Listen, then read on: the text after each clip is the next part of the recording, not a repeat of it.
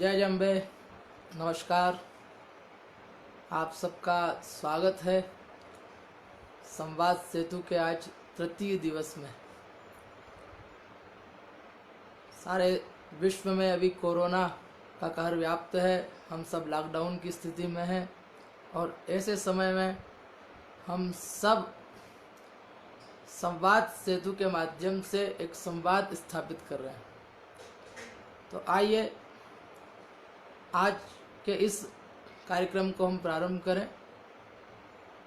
संवाद सेतु, इसका मुख्य उद्देश्य यह है कि हम सब मिलकर एक दूसरे से संवाद करें, कुछ विषयों पर चर्चा करें और अपने अंदर आई हुई कोई नेगेटिविटी, कोई नकारात्मकता को हम कम करें। तो आइए, कल हमने बहुत से विषयों पर चर्चा की और बहुत सारे प्रश्नों के उत्तर भी कल हमने दिए। आज भी हम नए विषयों की ओर आगे बढ़ेंगे और नए विषयों के विषय में कल ही मैंने आपको बताया था कि हम आज दान के विषय में बात करेंगे। ये ऐसा विषय है जिस पर जितनी बात की जाए वो कम है। और अभी जब हमारे देश में लॉकडाउन लगा हुआ है, हमारे देश के बहुत से लोग इस समय आर्थिक विपत्ति से, भोजन की व्यवस्था की स्थिति में तकलीफ होने से गुजर रहे हैं और कई तरह की उन्हें तकलीफें हो रही है। ऐसी स्थिति में हमारे देश के कई जो मानवता के प्रहरी है वो आगे आए हैं और उन मानवता के प्रहरियों ने आगे आकर सबकी मदद करने का प्रयास किया है और सब कहीं न कहीं देवदूत बनके प्रयासरत बने हुए हैं। इन्हीं लोगों के कारण आज इस संसार में मानवता जागृत है, मानवता जीवित है। तो आइए, आज का जो मुख्य विषय है वो है दान। दान के विषय में आज हम चर्चा करेंगे। ध्यान से सुनिएगा। संसार में दो चीजें होती है, एक चीज होती है दान और एक होती है दया।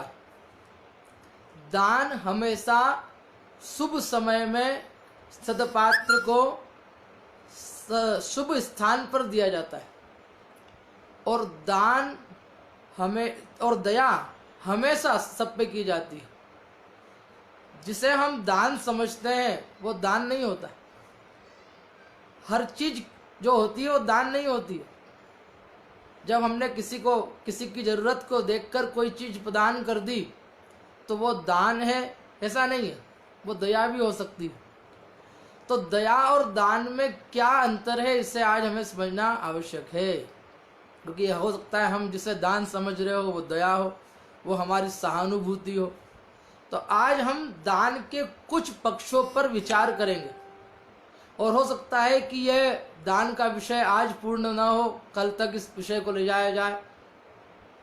तो इसलिए सबसे पहले आइए मैं आपको एक कथा सुनाता हूँ, एक कंजूस की कथा। उसके बाद हम दान के विभिन्न पक्षों को श्रवण करेंगे और हम समझेंगे कि दान क्या होता है, दान किसे दिया जाए, दान लेने वाला सत्पात्र कौन है, दान देने में हमारे पास क्या होना चाहिए, दान कितने प्रकार का होता है और कैसे कैसे दानी हमारे देश में हुए हैं। लेकिन उससे पहले आइए मैं आपको परम श्रद्धेय ब्रह्मलीन श्री राजेश्वरानंद जी की के द्वारा कही हुई एक कथा सुनाता हूँ। एक सेठ जी थे और वो सेठ जी, इनके पास धन की कोई कमी नहीं थी, धन तो बहुत था, लेकिन फिर भी वो बड़े कंजूस थे। देखो, शास्त्रों में कहा गया है कि कंजूस होना भी मरे हुए होने के समान है। एक मृत व्यक्ति और एक कंजूस व्यक्ति में कोई अंतर नहीं होता। तो सेठ जी इतने कंजूस थे कि कभी किसी को दान नहीं करते थे, कभी कोई दान नहीं देना, कभी कोई पुण्य का कार्य नहीं करना। और जब वो पुण्य का कार्य नहीं करते थे, दान नहीं देते थे, तो लोगों ने उन्हें चिढ़ाते हुए उनका नाम रख दिया दानचंद। और सब लोग मजाक में कहने लगे, अरे ये तो सबसे बड़े दानी हैं। समय बीतता गया और समय के साथ साथ वृद्धावस्था आने लगी दानचंद की।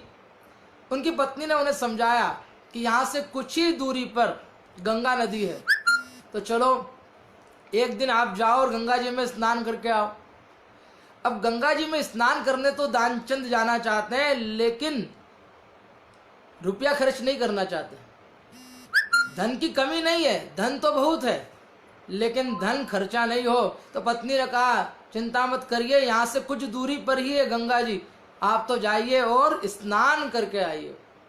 जब स्नान करने के लिए पैदल पैदल गए और पैदल पैदल जाकर दानचंद ने विचार किया किसी ब्राह्मण को, किसी पंडित जी को मैं दान नहीं करूं, ऐसी व्यवस्था करनी चाहिए। ऐसा विचार करके वो दानचंद जहां पर स्मशान घाट था, जहां कोई पंडित पुजारी नहीं रहते, उस जगह पर जाकर दानचंद ने स्नान किया।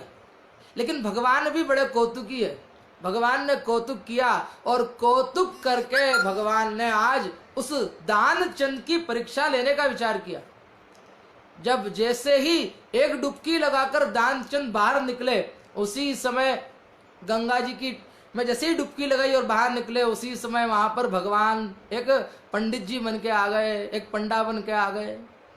भगवान ने बाहर जैसे ही वो सेठ जी बाहर निकले दानचंद, वैसे ही भगवान ने देखा, भगवान ने कहा अरे यजमान आइए, आपका स्वागत है, अभिनंदन है। दानचंद ने कहा अरे यहाँ पर भी पंडित जी आ गए। भगवान बड़े कौतुकी है, भगवान कहते हैं अरे दानचंद, अरे यजमान, हम बड़े संतोषी ब्राह्मण हैं, हम कुछ नहीं लेना चाहते, हम किसी से कुछ नहीं मांगते, जो सतह मिल जाए उसी में हम संतोष कर लेते हैं। दानचंद ने कहा अरे मैं भी आपको कुछ नहीं दूंगा।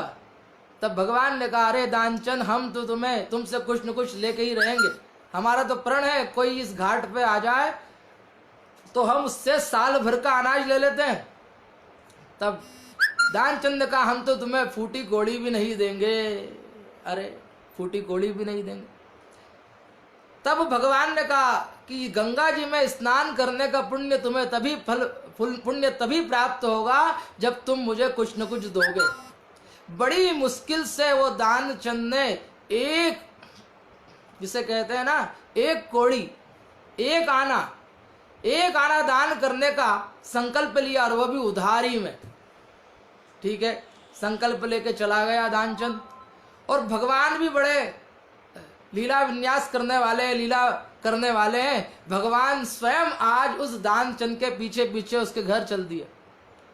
अब जैसे ही दानचंद अपने घर में आया, भगवान बाहर आए और भगवान ने दरवाजा खटखटा दिया। भगवान ने कहा अरे यजमान दरवाजा खोलो। अब यजमान तो अंदर सो गए। यजमान की पत्नी आई, यजमान की पत्नी ने यजमान से पूछा कि बाहर कोई ब्राह्मण देवता है, और वो आए हैं। किसी को कोई दान करने का कह के आए थे कि नहीं आए थे? यजमान ने कहा, दानचंद ने कहा कि मैं दान करने का कह के आया था। तब पत्नी ने कहा ब्राह्मण देवता आ गए, उन्हें दान करो। लेकिन एक आना भी दान करना नहीं चाहता है दानचंद। जैसे हम लोग भी, हम में से कई लोग ऐसे होते हैं जो दिखावे के लिए तो बहुत कुछ देना चाहते हैं, लेकिन वास्तव में हमारी देने की अंदर से कोई इच्छा नहीं होती। तो भगवान ने दरवाजा खटखटाया। उस यजमान ने अपनी पत्नी से कहा कि भगवान से कह दो, उन ब्राह्मण देवता से कह दो कि हे ब्राह्मण देवता, हमारे पति की तबीयत तो खराब हो गई है। अब भगवान भी कहाँ हटने वाले थे। भगवान ने कहा कोई बात नहीं, हमारे यजमान की तबीयत खराब है तो हम भी अपने यजमान के लिए महामृत्युंजय का जप करेंगे, हम भी यहीं पर बैठेंगे। अब ब्राह्मण देवता ने उन पंडित जी ने, जो भगवान के रूप, भगवान ही जो पंडित बन के वहां आए हैं, उन्होंने महामृत्युंजय मंत्र का जप प्रारंभ किया। यजमान को लगा, दानचंद को लगा कि भगवान तो, ये ब्राह्मण तो यहाँ से जा ही नहीं रहे हैं। तब उन्होंने एक नई तरकीब सोची। दानचंद ने अपनी पत्नी से कहा कि ब्राह्मण से कह दो कि हमारे पतिदेव तो मर गए हैं, एक आना देना है, धन की कमी नहीं है, लेकिन कंजूस इतना है कि भगवान को, जो पंडित जी आए हैं जिसे दान का संकल्प किया है, उन्हें एक आना भी देना नहीं चाहते। पत्नी के हाथों कहला दिया क्या कहलाया कि पति की मृत्यु हो गई। जैसे ये बात ब्राह्मण वेशधारी भगवान को पता चली, भगवान ने कहा, हे यजमान पत्नी आप चिंता मत करो, हम सारे शहर में ये ढिंडोरा पीट देते हैं, सबको बता देते हैं कि हमारे यजमान की मृत्यु हो गई। और वो ब्राह्मण देवता ने सबको बता दिया, सबको पता चला मृत्यु हो गई है दानचंद की। तो सब लोग आ गए, चिता तैयार, अब अर्थी तैयार की गई, समाज के सब लोग आ गए और सब चिता पर सजाने के लिए दानचंद को लेकर गए। यहां तक भी ऐसी एक्टिंग कर रहा है, नाटक कर रहा है दानचंद की उसकी मृत्यु हो गई है।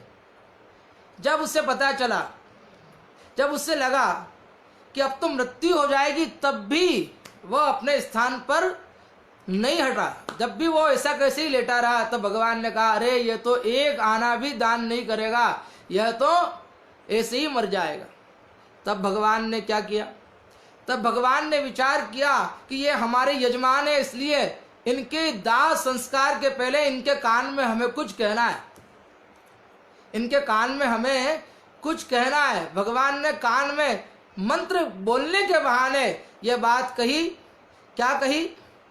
ये बात कही कि हे दानचंद, मैं भगवान हूं और मैं तुम्हें कुछ वरदान देने आया हूं, अभी भी समय है, एक आने का दान कर दो और तुम यहां से मुक्त हो जाओ।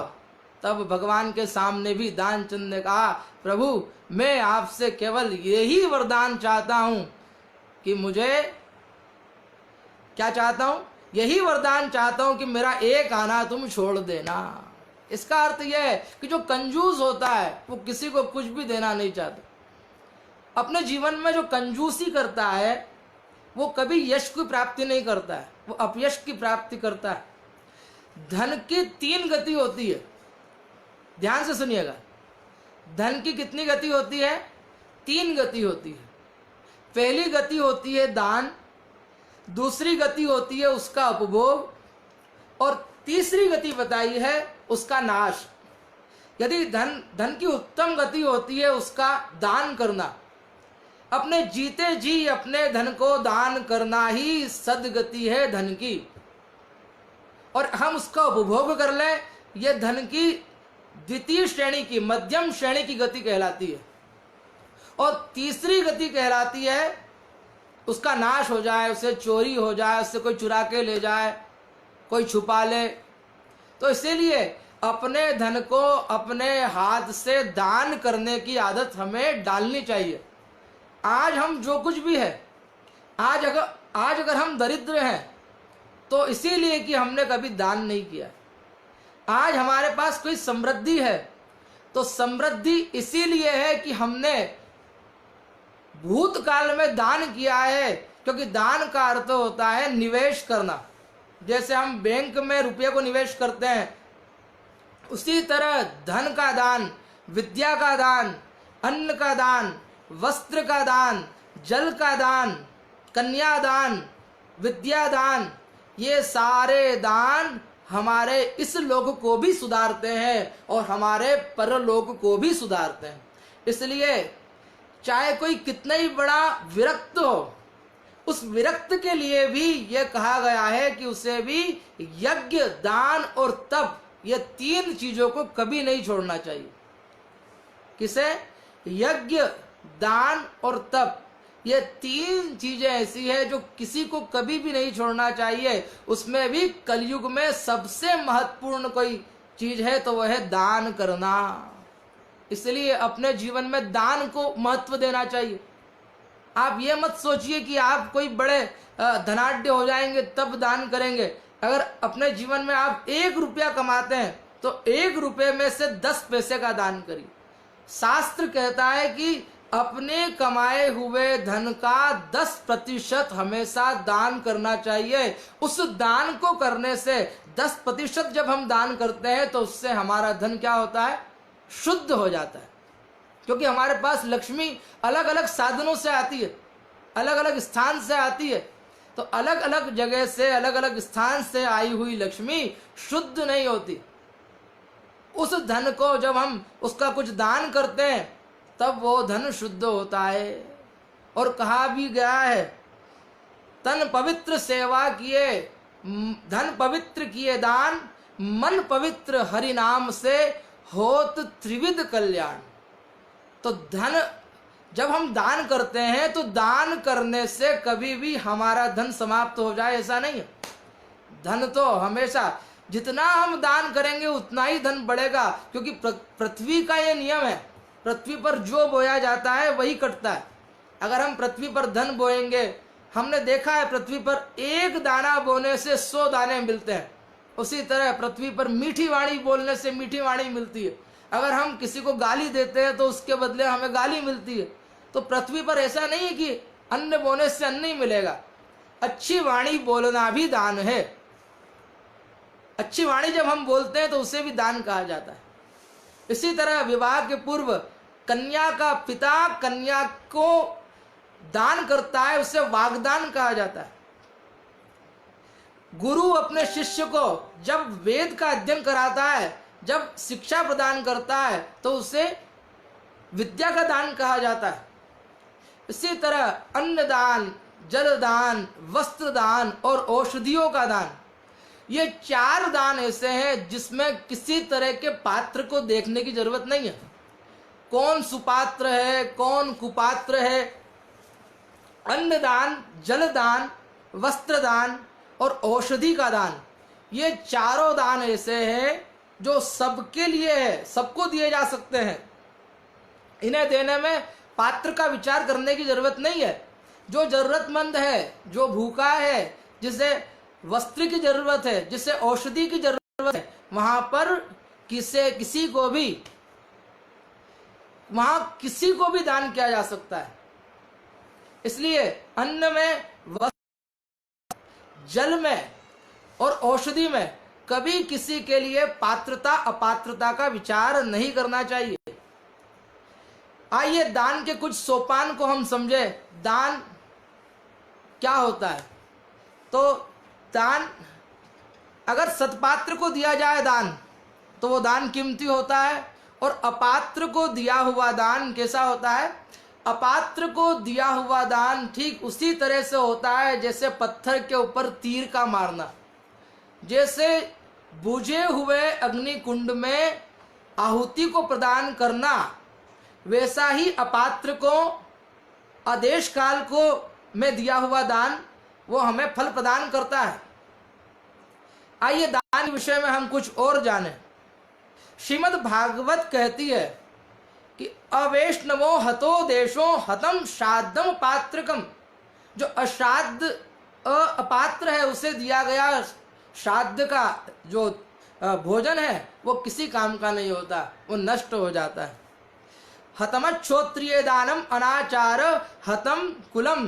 जो क्षोत्रिय नहीं है, जो ज्ञानी नहीं है, जो विद्वान नहीं है, जो धार्मिक नहीं है, जो उपदेशक नहीं है, जो गुरु नहीं है, जो वांछित नहीं है, जो जरूरतमंद नहीं है, उसे दिया हुआ दान किसी काम का नहीं होता। उसे, उस दान को जो ग्रहण करता है, ग्रहण करने वाले को तो जो दोष लगता है वो लगता ही है, लेकिन अपात्र को देने पर दानी को भी दोष लगता है।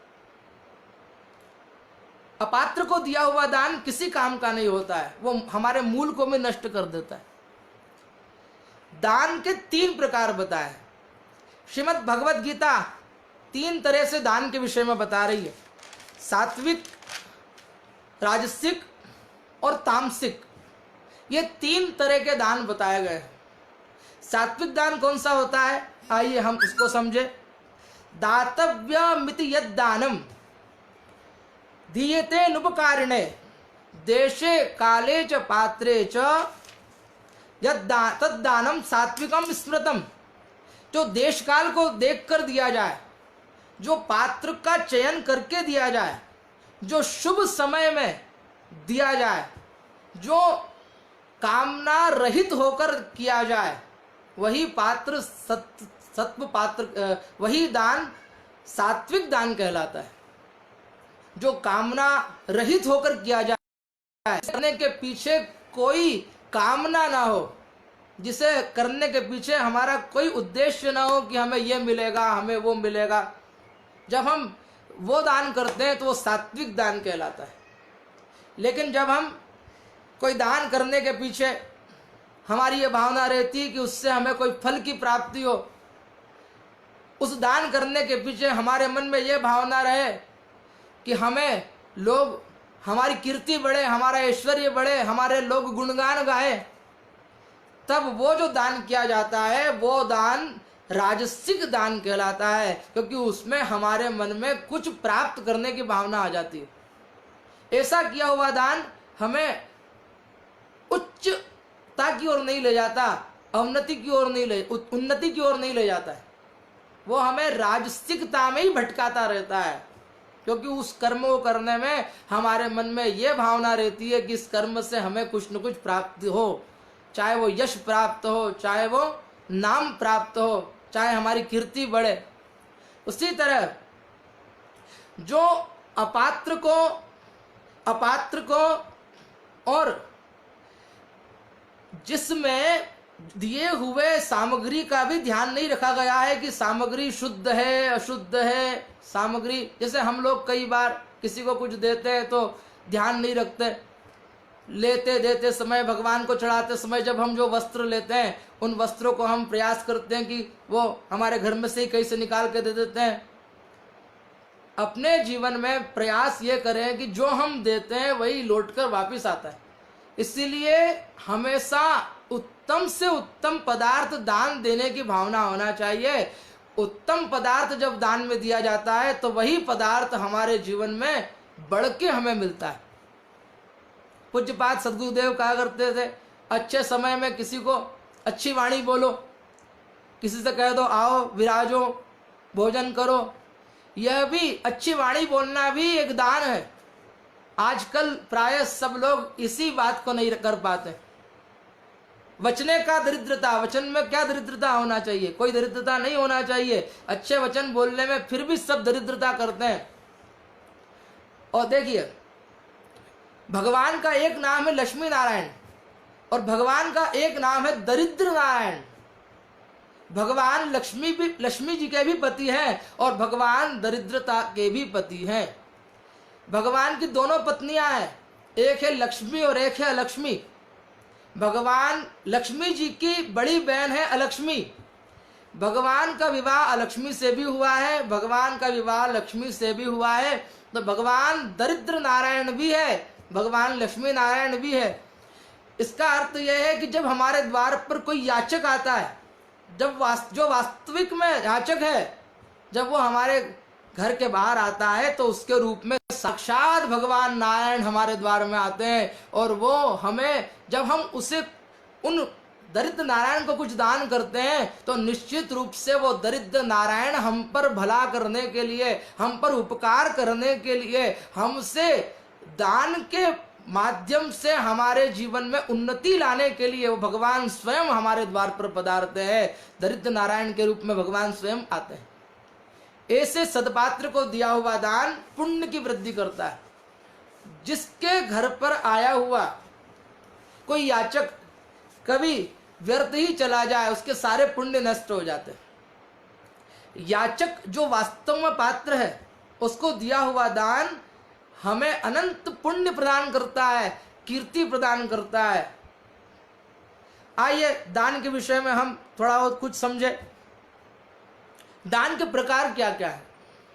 दान के कुछ प्रकार के विषय में हम समझते हैं।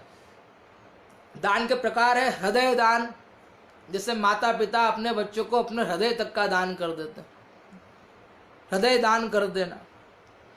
अपना वाग दान, अच्छी वाणी का, भगवान ने हमें कुछ नहीं दिया हो तो कम से कम अच्छी वाणी तो हमें हमारे पास है, हम अच्छी वाणी तो बोल ही सकते हैं। और कुछ नहीं हो तो कम से कम एक गिलास जल तो हम किसी को पिला ही सकते हैं।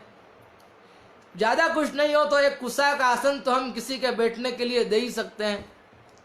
तो जब हम अच्छी वाणी का दान करें, अच्छी वाणी बोलते हैं तो वह भी दान है। इसके अलावा कन्यादान, विद्यादान, अन्नदान, वस्त्रदान, जलदान, औषधि दान, इस तरह से नाना प्रकार के दान हमारे शास्त्रों में बताए हैं। और एक बात शास्त्र कहते हैं कि मरने वाले व्यक्ति का जो मित्र होता है वो दान ही होता है। जिसकी मृत्यु हो रही है, उसका मित्र कौन है?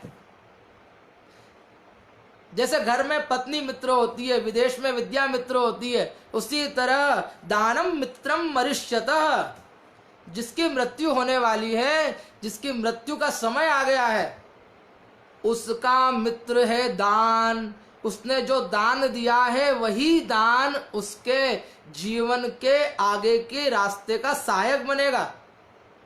तो यज्ञ दान तपस्येवं पावनानि मनीषिणाम, जिनने सब कुछ छोड़ दिया है उनके लिए भी श्रीमद् भगवद गीता उपदेश कर रही है कि यज्ञ दान तपस्येवं, यज्ञ दान और तप ये किसी त्यागी को भी नहीं त्यागना चाहिए। ये सबको, सबके लिए जरूरी है। जिसने संन्यास ले लिया है, काम्यानाम कर्मणाम न्यासम, काम्य कर्मों से जो दूर हो गया है, उनको भी अपने जीवन में दान को अवश्य रखना ही चाहिए। आइए हम कुछ और बात समझे। दान किसे दें? दान का सत्पात्र कौन है? दान किसे नहीं देना चाहिए? तो दान का सत्पात्र जो बताया है, तो सबसे पहले बताया है ब्राह्मण। ब्राह्मणों के 6 कर्म श्रीमद् भागवत में बताया है। यज्ञ करना, यज्ञ करवाना, दान देना, दान लेना, और अध्ययन करना, अध्ययन करवाना। जो वेद पाठी ब्राह्मण है, जो गायत्री मंत्र जपता है, जो संध्या वंदन करता है, वही दान प्राप्त करने का पहला अधिकारी होता है। वह भी, और ब्राह्मण को भी दान तभी लेना चाहिए जब वो संध्या वंदन करे, और दान लेने से बचना चाहिए। ऐसा कहते हैं कि पर अन्न खाने से, दूसरे का भोजन करने से हमारी जिह्वा दग्ध हो जाती है। इसलिए दूसरे का लिया हुआ थोड़ा सा भी धन, थोड़ा सा भी अन्न हमारे जीवन की गति बिगाड़ देता है। इसलिए हमारे यहाँ शास्त्रों में बताया है कि जब कन्यादान होता है तो कन्यादान के बाद एक हस्त शुद्धि संकल्प होता है।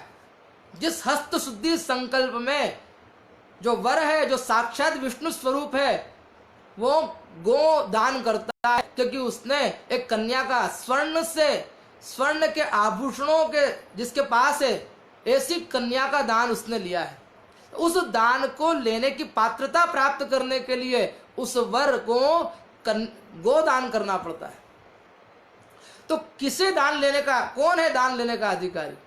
हमारे गुरुजन, हमारे माता पिता, उपदेशक, जो धार्मिक प्रवृत्ति के लोग हैं, जो आस्तिक हैं, और जो दिव्यांग है, जो जरूरतमंद है, जो विकलांग है, जो सब पर उपकार करने वाले हैं, जो सदाचार से युक्त रहते हैं, जो सच्चरित्र वाले लोग हैं, जो दीन हैं, जो अनाथ हैं, जिनका कोई नहीं है, जो सज्जन महापुरुष है, वो दान लेने के अधिकारी है। ध्यान से सुनना।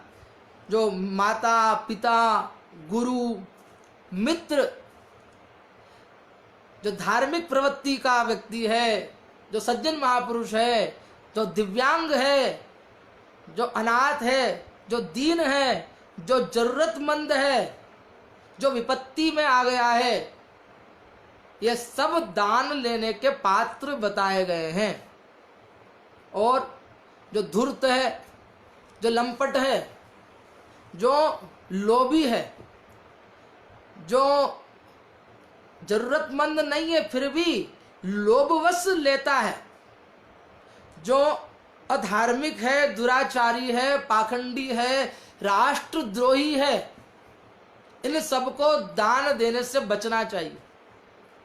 जो षड स्वभाव का है, जो दुष्ट स्वभाव का है, जो क्रोधी है, लोभी है, कामी है, जो सच्चरित्र वाला नहीं है, अधार्मिक है, चाटुकार है, इन सबको दान देने से बचना चाहिए, क्योंकि इन्हें दिया हुआ दान हमारा व्यर्थ चला जाता है।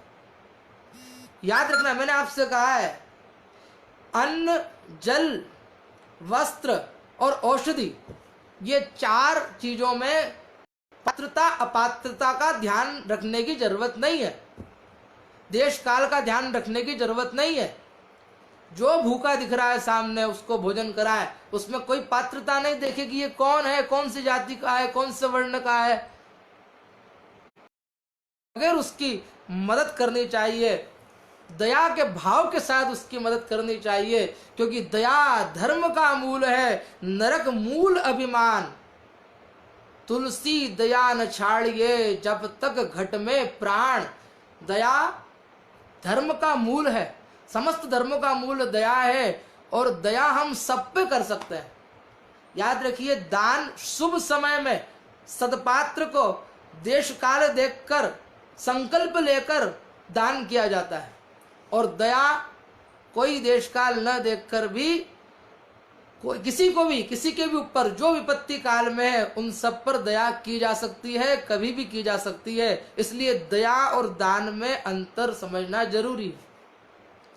प्रश्न ये आया था कि क्या हम किसी से छिपाकर दान कर सकते हैं? यद्यपि दान ऐसा होना चाहिए जो एक हाथ से दिया जाए, दूसरे हाथ को भी उसके विषय में पता न चले, वो दान सर्वोत्तम कहलाता है। दान देने समय दातार को नीचे मुख करके दान देना चाहिए, क्योंकि दान देने में सबसे बड़ा एक चीज है, वो है अभिमान। सबसे जल्दी किसी के मन में कोई चीज आती है तो वो होती है कर्तापन का अभिमान।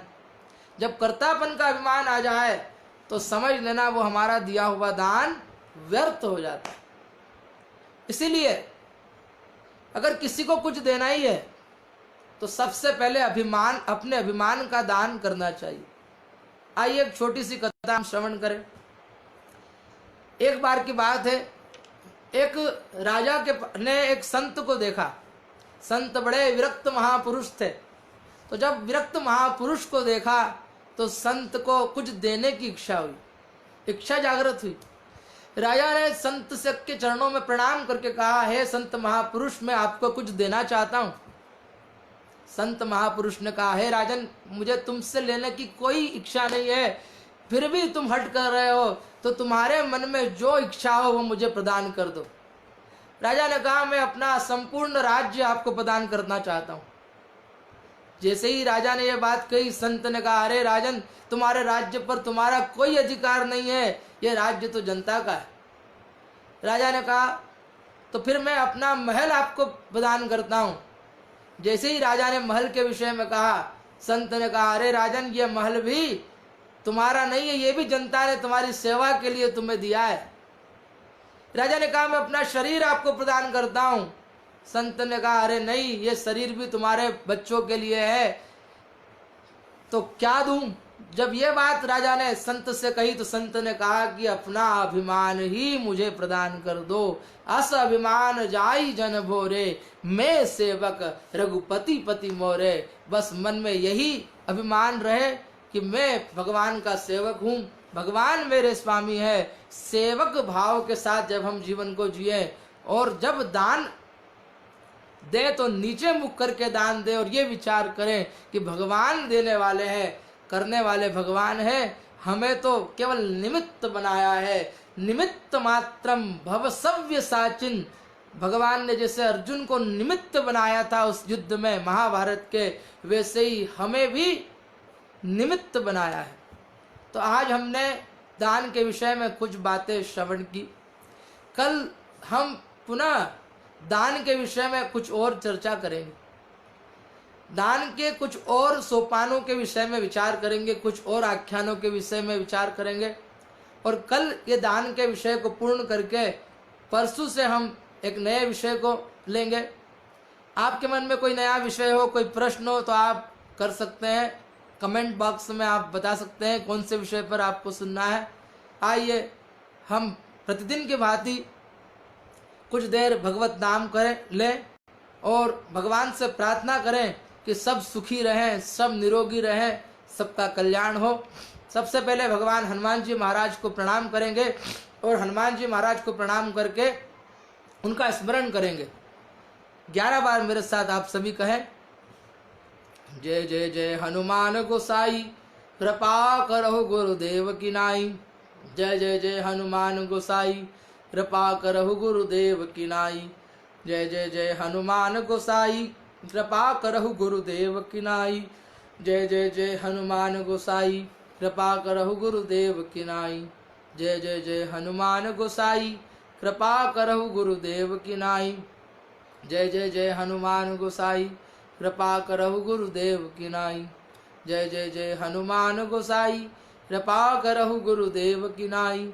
जय जय जय हनुमान गोसाई, कृपा करहु गुरुदेव की नाई। जय जय जय हनुमान गोसाई, कृपा करहु गुरुदेव की नाई। जय जय जय हनुमान गोसाई, कृपा करहु गुरुदेव की नाई। मृत्युंजय महादेव त्राहि मां शरणागतं। जन्म मृत्यु जरा व्याधि पीडितं कर्म बंधनैः। मृत्युंजय महादेव त्राहि मां शरणागतं। जन्म मृत्यु जरा व्याधि पीडितं कर्म बंधनैः। मृत्युंजय महादेव त्राहि मां शरणागतं। जन्म मृत्यु जरा व्याधि पीडितं कर्म बंधनैः। मृत्युंजय महादेव त्राहि मां शरणागतं। जन्म मृत्यु जरा व्याधि पीडितं कर्म बंधनैः। मृत्युंजय महादेव त्राहि मां शरणागतं। जन्म मृत्यु जरा व्याधि पीडितं कर्म बंधनैः। मृत्युंजय महादेव त्राहि मां शरणागतं। जन्म मृत्यु जरा व्याधि पीडितं कर्म बंधनैः। मृत्युंजय महादेव त्राहि मां शरणागतं। जन्म मृत्यु जरा व्याधि पीडितं कर्म बंधनैः। मृत्युंजय महादेव त्राहि मां शरणागतं। जन्म मृत्यु जरा व्याधि पीडितं कर्म बंधनैः। मृत्युंजय महादेव त्राहि मां शरणागतं। जन्म मृत्यु जरा व्याधि पीडितं कर्म बंधनैः।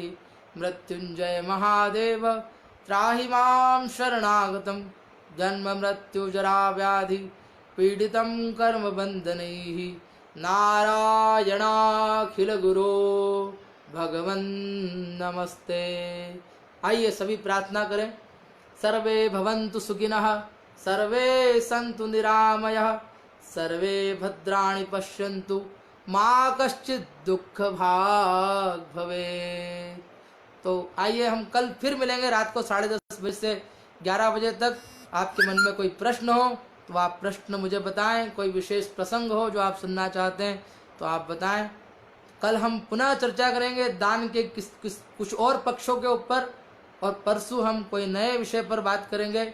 आप सब स्वस्थ रहें, आप सब प्रेम से रहें, प्रसन्न रहें, और पुनः भगवती से प्रार्थना करता हूं कि हमारा देश ये कोरोना के संक्रमण से बचे, विश्व का कल्याण हो, विश्व में शांति बनी रहे। बहुत बहुत धन्यवाद। जय जय अम्बे।